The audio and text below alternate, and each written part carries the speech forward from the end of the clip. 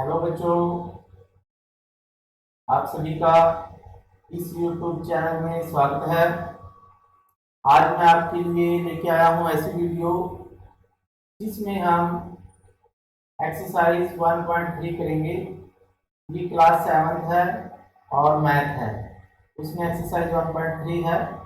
तो 1.3 करने से पहले हम 1.3 में जो भी फॉर्मूले यूज होंगे पहले हम उनको करेंगे, फिर उसके बाद ये एक्सरसाइज करेंगे। तो ये फॉर्मूले जो हैं पूर्णांक या इंटीजर्स के ऊपर आएंगे। इंटीजर्स की हम गुणन या मल्टीप्लिकेशन कैसे करते हैं, तो हम ये सीखेंगे कि जो इंटीजर्स है उनको मल्टीप्लाई कैसे करते हैं या उनको गुणा कैसे करते हैं। और आगे चलने से पहले मैं आपको बता देता हूं, अगर आपने अभी तक ये चैनल सब्सक्राइब नहीं किया साइंस टीचर YNR, तो आप इस चैनल को सब्सक्राइब कर लें, क्योंकि इसमें आपको सभी वीडियो मिलेंगी साइंस और मैथ की।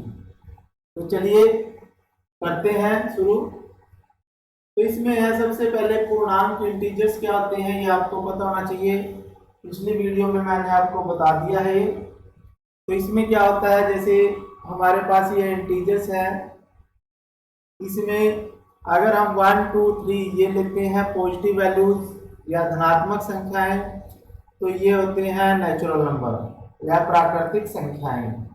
और अगर हम इसमें जीरो भी ऐड कर लेते हैं, 0 1 2 3 5, यानी ये सभी संख्याएं होल नंबर बोलते हैं, पूर्ण संख्याएं बोलते हैं, पूर्ण संख्याएं या होल नंबर्स।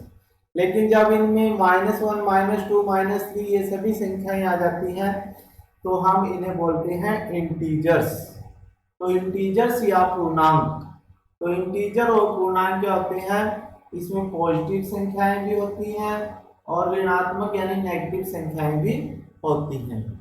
तो अब हमने पहले जो पूर्णांक है या इंटीजर्स हैं उनको ऐड कैसे करते हैं, उनको मल्टीप्लाई कैसे करते हैं, ये हमने पहले वीडियो में सीख लिया है। तो इस वीडियो में हम क्या करेंगे, गुणन या मल्टीप्लिकेशन करेंगे। ये रूल ऐसे रूल है, जब तक आप मैथ पढ़ोगे या कहीं भी कैलकुलेशन करोगे या एग्जाम की किसी पेपर की तैयारी करोगे तो ये जरूर आते हैं उसमें, इसलिए आपने ये पूरे ध्यान से समझने हैं और वीडियो को अंत तक देखना है। ठीक है बच्चों, तो देखो इसमें क्या है, जब हम पॉजिटिव इंटीजर्स लेते हैं, यानी अगर हमने एक संख्या या एक नंबर पॉजिटिव और दूसरा भी पॉजिटिव संख्या लिया है, दोनों नंबर अगर हमने पॉजिटिव लिए हैं और उनको मल्टीप्लाई करना है, तो जैसे a और b दोनों पॉजिटिव हैं, तो जब हम इनको मल्टीप्लाई करेंगे तो आंसर आएगा AB। क्या आंसर आएगा, AB आंसर आएगा। तो देखो कैसे करते हैं, इनमें से मैं कोई भी पॉजिटिव नंबर ले लेता हूं 2। तो जैसे मैंने ले लिया एक 5 ले लिया और एक 2 ले लिया, तो जब हम 5 और 2, देखो 5 भी पॉजिटिव है, पॉजिटिव का मतलब धनात्मक है, और 2 भी पॉजिटिव या धनात्मक है। तो पॉजिटिव का मतलब होता है धनात्मक यानी प्लस वाली संख्या। तो जब दोनों संख्याएं पॉजिटिव हैं तो आंसर पॉजिटिव आता है। तो 5 2 10 या 5 दूनी 10, तो 10 आपका आंसर आ जाएगा। तो 10 जो है वो भी पॉजिटिव इंटीजर है। ठीक है बच्चों, तो जब हम पॉजिटिव लेते हैं दोनों इंटीजर तो उनका गुणनफल भी, उनकी मल्टीप्लिकेशन भी पॉजिटिव आती है, ये आपने याद रखना है। फिर अगर हम एक पॉजिटिव ले लेते हैं दूसरा नेगेटिव ले लेते हैं, तो इसमें क्या है, जैसे a हमने पॉजिटिव लिया, b जो है नेगेटिव लिया है, तो जब हम इनको मल्टीप्लाई करेंगे तो आंसर माइनस में आएगा, -AB। यानी इन दोनों को मल्टीप्लाई गुणा करना है और जो साइन लगेगा वो माइनस का लगेगा। जैसे मैं ले लेता हूं 5 गुणा -2, 5 प्लस का लिया है और दूसरा जो b है वो माइनस का लिया है। तो जब हम इनको मल्टीप्लाई करेंगे, गुणा करेंगे, तो आंसर आएगा -10। ठीक है बच्चों, अब हम तीसरे रूल पे चलते हैं। तीसरे रूल में क्या है, हमारे पास फर्स्ट नेगेटिव है, सेकंड पॉजिटिव है, यानी पहला नंबर जो है धनात्मक है, दूसरा नंबर पहला नंबर जो है ऋणात्मक है नेगेटिव, और दूसरा धनात्मक यानी पॉजिटिव है। ठीक है, माइनस ए है और बी है, इनको गुणा करेंगे मल्टीप्लाई करेंगे तो माइनस ए बी आएगा। तो जैसे हम ले लेते हैं -5 मल्टीप्लाई 2, तो जब मैं 5 को -5 को 2 से मल्टीप्लाई करता हूँ तो आंसर आता है -10। तो इनको मल्टीप्लाई कर देते हैं हम, लेकिन आंसर नेगेटिव आता है, ऋणात्मक आता है। ठीक है बच्चों, अब फोर्थ में क्या होगा, दोनों नेगेटिव ले लिए मैंने, दोनों संख्याएं नेगेटिव ली हैं तो आंसर आता है पॉजिटिव। ठीक है, तो जब हम दोनों नेगेटिव लेते हैं तो भी आंसर पॉजिटिव में चला जाता है। तो अब जैसे ये -5 लिया और -2 लिया तो आंसर आ जाएगा आपके पास, क्या आएगा, 10, प्लस का 10 आएगा। तो ये आपने याद रखना है। ठीक है, जब दोनों संख्याएं नेगेटिव होती हैं, जो दोनों नंबर्स जो इंटीजर्स हैं वो नेगेटिव हैं, तो उनकी मल्टीप्लिकेशन पॉजिटिव होती है, धनात्मक होती है। तो ये आपने याद रखना है। तो ये मल्टीप्लाई करने के रूल्स हैं, ये मुख्य 4 रूल हैं। तो इसमें क्या होता है, ये पॉजिटिव क्यों हो गया, तो इसमें देखो यहाँ पे दोनों पॉजिटिव हैं, कहीं भी साइन नेगेटिव का नहीं है, माइनस चिन्ह इनमें नहीं है, तो आंसर भी माइनस चिन्ह नहीं आएगा। अब इनमें देखो एक चिन्ह माइनस का है, तो जितने भी चिन्ह माइनस के होते हैं, जैसे एक चिन्ह माइनस का है तो यहाँ पे एक चिन्ह लग गया माइनस का, माइनस में आंसर आ गया। इनमें भी 1 साइन था माइनस का, तो ये भी आंसर माइनस में आ गया। अब यहाँ पे 2 माइनस थे, तो ये दोनों माइनस आपस में कैंसिल हो जाते हैं। तो जब ये दो माइनस आपस में कैंसिल हो गए तो ये पॉजिटिव रहेगा। ठीक है, अब हम ऐसे नंबर लेते हैं जो 2 से ज्यादा हों, या जैसे यहाँ तो 2 नंबर्स लिए हमने, अब हम 3 4 नंबर लेके देखते हैं कि उनको मल्टीप्लाई करें तो कैसे होगा। तो इसमें क्या है, जैसे हमारे पास, अगर हमारे पास है 5 -5 मल्टीप्लाई -2 मल्टीप्लाई -1, तो अब जब हमारे पास 3 नंबर आ गए हैं, तीनों माइनस के हैं, तो इनको मल्टीप्लाई कैसे करेंगे, तो वही जैसे मैंने यहाँ पे कैंसिल आउट किए हैं 2 आपस में, तो ये इसके साथ कट गया, ये माइनस और ये माइनस कैंसिल हो गए, तो ये एक माइनस रह गया है। अब हम क्या करेंगे, इनको गुणा करेंगे, 5 दूनी 10 और 1 कम 10, या 5 2 जा 10, 10 1 जा 10, तो 10 आएगा आंसर। लेकिन एक माइनस रह गया है, तो इसलिए हम एक माइनस यहाँ पे लगा देंगे। ठीक है बच्चों, अब हम 4 संख्याएं लेके देखते हैं। तो जैसे -5 मल्टीप्लाई -2 मल्टीप्लाई -1 मल्टीप्लाई -3, तो अगर हम इनको गुणा करेंगे, अब देखो ये माइनस जो है इस माइनस के साथ कैंसिल आउट हो गया, ये इसके साथ कैंसिल आउट हो गया। अब हम इनको मल्टीप्लाई करेंगे, 5 2 जा 10, 10 1 जा 10, 10 3 जा 30, तो ये प्लस का 30 आएगा, 30 आ जाएगा आपके पास प्लस का, यानी 5 दूनी 10, 10 एक कम 10 दिया 30। अब ये प्लस का आ गया। तो देखो जब माइनस के 3 माइनस के थे तो आंसर आया माइनस का, जब 4 माइनस के आए तो आंसर प्लस का आया। तो ऐसे ही जब 5 माइनस के आएंगे, कितने आएंगे, 5 माइनस होंगे तो आंसर माइनस का आ जाएगा। तो इससे हमें क्या पता लगा कि जब माइनस की संख्या या नंबर ऑफ माइनस साइन जो है, अगर 1 हो, 2, यानी 1 3 5 इस तरह से संख्या में होंगे, अगर एक साइन माइनस का होगा, 3 होंगे, 5 होंगे, 7 होंगे, यानी और नंबर में अगर माइनस आएंगे जैसे 1 माइनस था तो माइनस आया हमारे पास,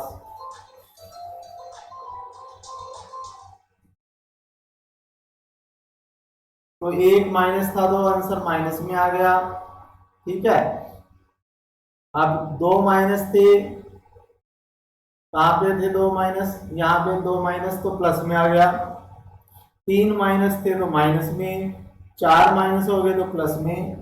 ठीक है, तो जहां भी ओड नंबर आते हैं, ओड नंबर में माइनस के चिन्ह आते हैं, तो वो आंसर आएगा नेगेटिव, यानी माइनस का आंसर आएगा। और जहां पे माइनस के चिन्ह होंगे 2, 4, 6 यानी इवन नंबर होंगे, तो वहां पे आएगा आंसर पॉजिटिव। तो ये बात आपने याद रखनी है। फिर उसके बाद क्या है हमारे पास, तो ये बातें आपने अच्छी तरह से समझनी है, बार बार देखनी है वीडियो, अगर आपको एक बार में समझ में नहीं आता। फिर उसके बाद है हमारे पास जो मल्टीप्लाई विद जीरो,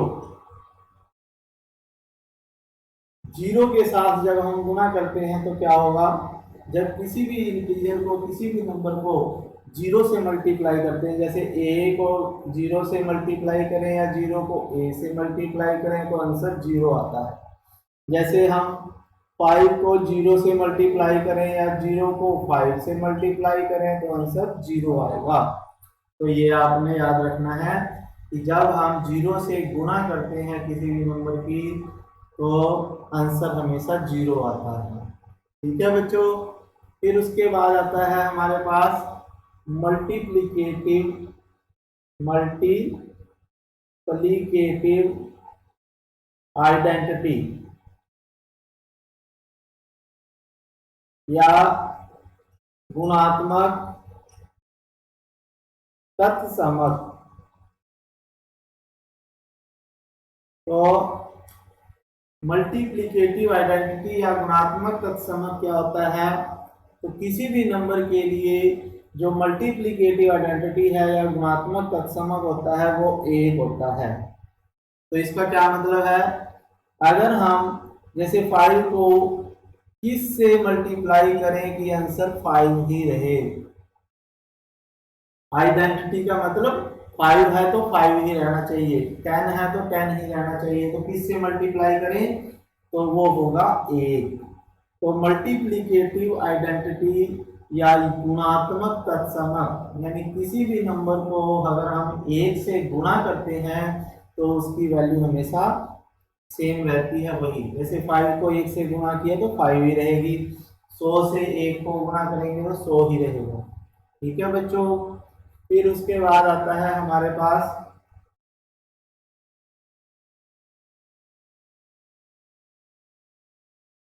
क्रम विनिमय। क्या आता है, क्रम विनिमय या कॉम्यूटेटिव।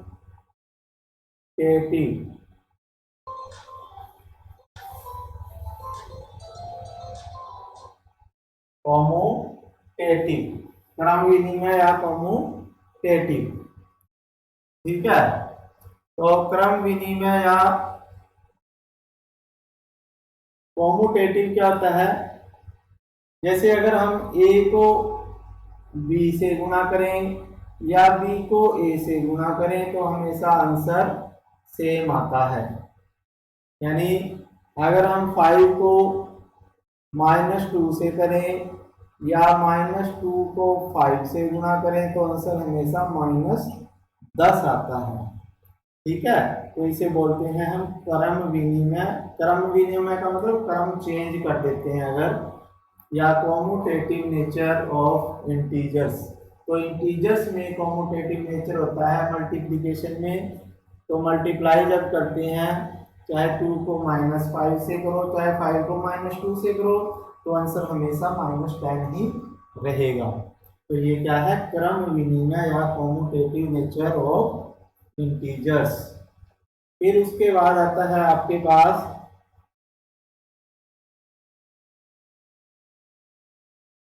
एसोसिएटिव नेचर या सहचर्य। तो सहचर्य क्या होता है? इसमें 3 नंबर होते हैं, ए बी को मल्टीप्लाई करें फिर सी से करें, या ए को बाद में और बी गुना सी पहले करें, तो आंसर हमेशा सेम आता है।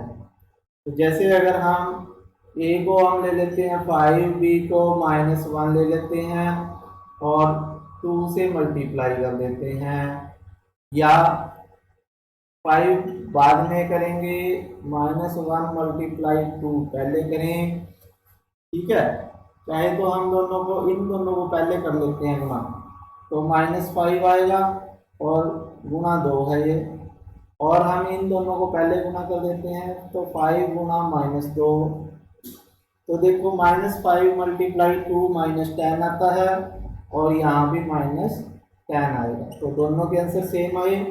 तो इसे बोलते हैं हम एसोसिएटिव नेचर या सहचरी गुण। सहचर्या गुण क्या होता है?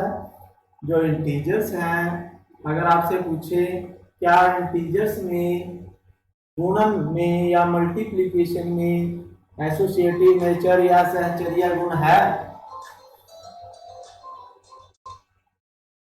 तो हम कहेंगे कि इनमें सहचर्या गुण होता है, क्योंकि इनको मल्टीप्लाई जब करते हैं तो चाहे ऐसे करें गुना चाहे ऐसे मल्टीप्लाई करें तो आंसर सेम आता है।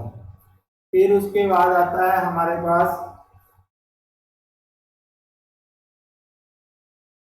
उसके बाद है हमारे पास वितरण। एक वितरण गुण होता है या डिस्ट्रीब्यूटिव नेचर।